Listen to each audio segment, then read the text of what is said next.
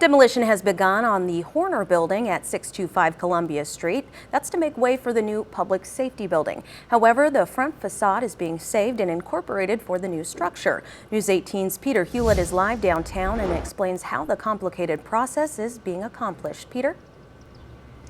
Hey there, Sam. I was down here around noon, and that was when construction crews just started their progress on removing some of those individual bricks. You can see their progress behind me here. And I spoke with Mayor Rosworski earlier today, as well as Sean Lutz of the Lafayette Historic Commission, and they helped to paint a picture of just went into preserving this front facade. While the Horner building has been around for about a century, it's coming down to make way for the new public safety building.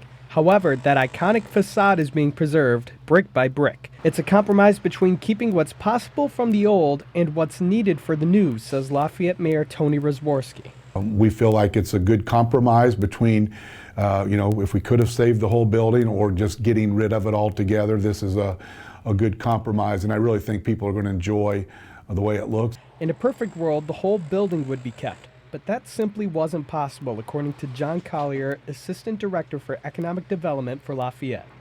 We decided that really there wasn't a good way to build the building without taking that building down. So we said, well, at a minimum, can we salvage the historic facade?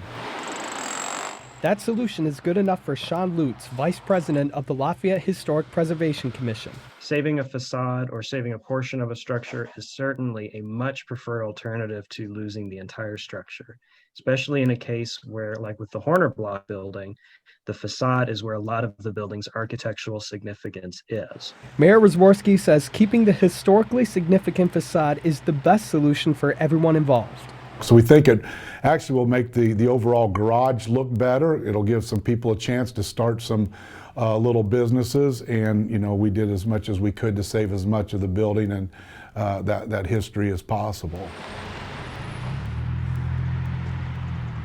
The Horner building was built in the 1920s when automobiles were just starting to take off in Lafayette. So in that way, the facade is kind of a time machine back to that era. And now with the new public safety building, it's going to be repurposed into commercial space.